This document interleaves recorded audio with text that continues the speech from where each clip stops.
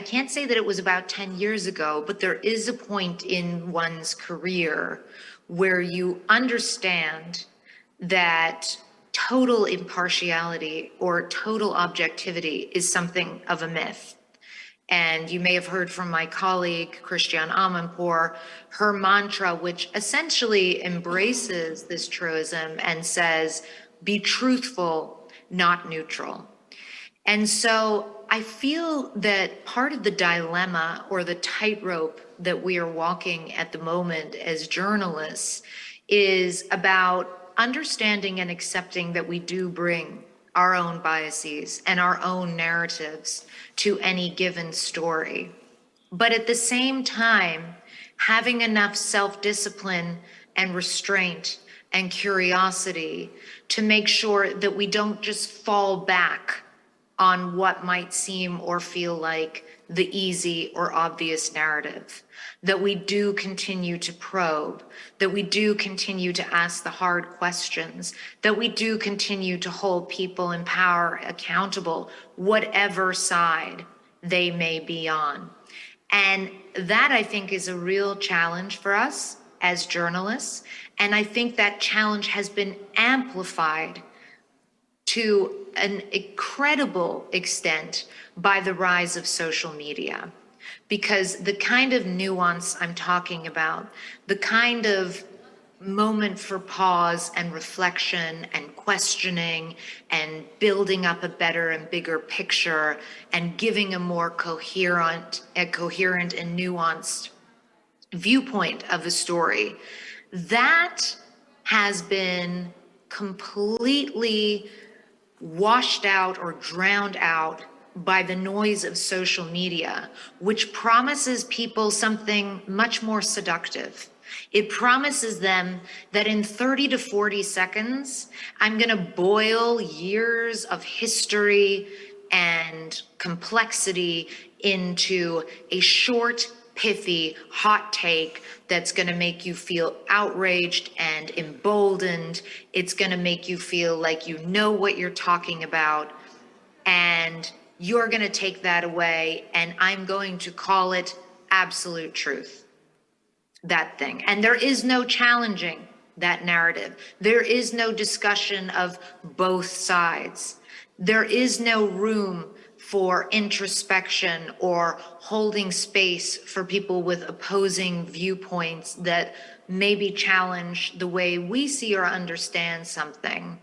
This sort of mentality that we have seen really proliferate on social media demands of us as journalists that we become activists. I can't tell you how many times I have been asked recently, why did you not condemn this? Why did you not denounce this? Why do you not call this by what I say it is? And I have to try to remind people that my job as a journalist is absolutely to shine a light on something and to give people as full a picture as I can of what is going on.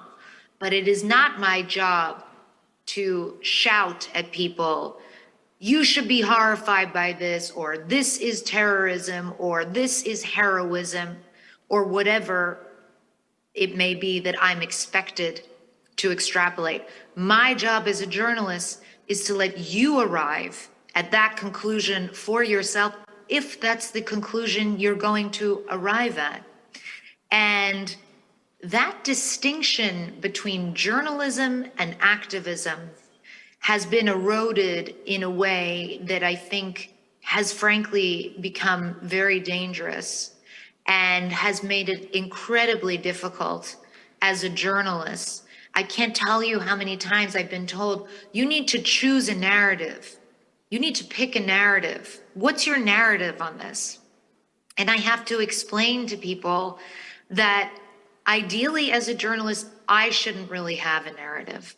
Sometimes it's inevitable if I'm covering one side of a war, and that's why news organizations have to have multiple people covering multiple sides of complex conflicts in order to give a more rounded out understanding of any given situation. But it's not our jobs as journalists to pick narratives. Sometimes you will have a war, such as the war in Ukraine, where it becomes very clear very quickly that there is an aggressor and a victim in this situation. There is a country that invaded illegally in contravention of international law, the sovereign territory of another country. It doesn't mean that we should engage in whataboutism and not call that invasion what it is or what it was. But it does mean that at the same time, we need to continue to ask the hard questions of what's going on in Ukraine, to ask the hard questions of what can be achieved at this stage by military means, and to ask the hard questions on behalf, for a US network of American taxpayers of what is happening with the tens of billions of dollars that have been given or pledged to Ukraine, and which increasingly in the US have become a source of political partisanship. So I don't know if that answers your question exactly, but I hope it kind of illuminates in some small way the incredibly difficult and dangerous terrain that I think we find ourselves in as journalists as we try to navigate the information space going forward. And that's without even thinking of the impact that AI will ultimately have on the way information is collected and disseminated as well. So it's not all doom and gloom, but it is, I feel, an inflection point for journalism. This is a really tense and in many ways painful and extremely challenging moment. And we have to make sure that we are able to meet the moment and to continue to really serve people and serve our readers and our viewers by continuing to do this work.